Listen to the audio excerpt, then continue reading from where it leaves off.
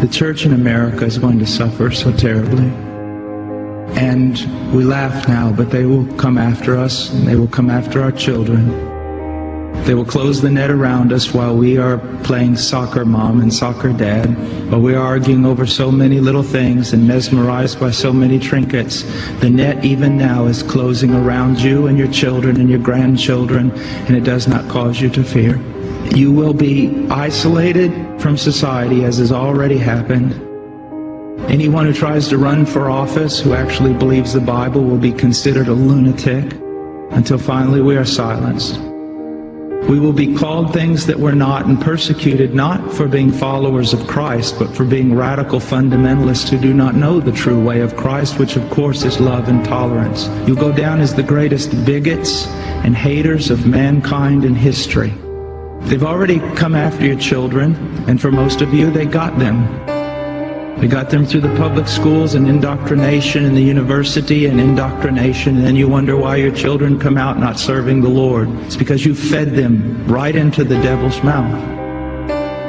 So little by little the net is closing around, and then it's not little by little. Look how fast things are going downhill just in a matter of weeks. But at the same time, know this: persecution is always meant for evil, but God always means it for good. And is it not better to suffer in this life, to have an extra weight of glory in heaven? You must settle this in your mind. This is the one thing I want to say over and over. Down through history, you have a wrong idea of martyrdom and persecution. You think that these men were persecuted and martyred for their sincere faith in Jesus Christ. That was the real reason, but no one heard that publicly. They were martyred, and they were persecuted as enemies of the state, as bigots, as narrow-minded, stupid people who had fallen for a ruse and can contribute nothing to society. Your suffering will not be noble. So your mind must be filled with the Word of God when all people persecute you and turn on you. This is no game. You want revival and awakening, but know this: for the most part, great awakenings have come only preceding great national catastrophes or the persecution of the church. I believe God is bringing a great awakening, but I believe that He is raising up young men who are strong in trust in the providence of God to be able to wade through the hell that's going to break loose on us. And it will be on us before we even recognize it. Unless in God's providence, He is not done. He is not done.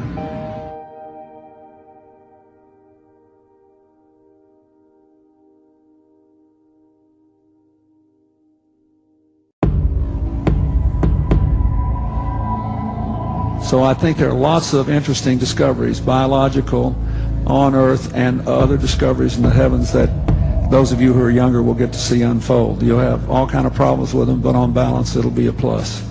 And it'll make life much more interesting. I do think, first of all, that there are a number of impersonal forces which are pushing in the direction of less and less freedom.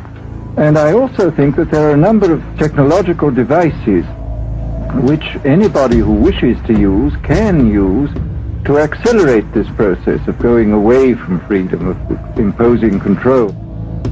We have 300 million pattern recognizers in the neocortex by my estimate. That hierarchy we build ourselves, that each of these pattern recognizers is capable of connecting itself to other neocortexes. To build this hierarchy, we build that hierarchy from the moment we're born or before that.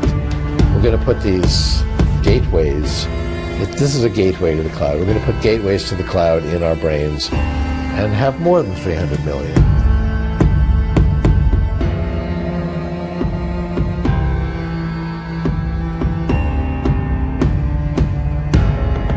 This threat is not new, but technology and the internet increase its frequency and, in some cases, its lethality. Today, a person can consume hateful propaganda, commit themselves to a violent agenda, and learn how to kill without leaving their home.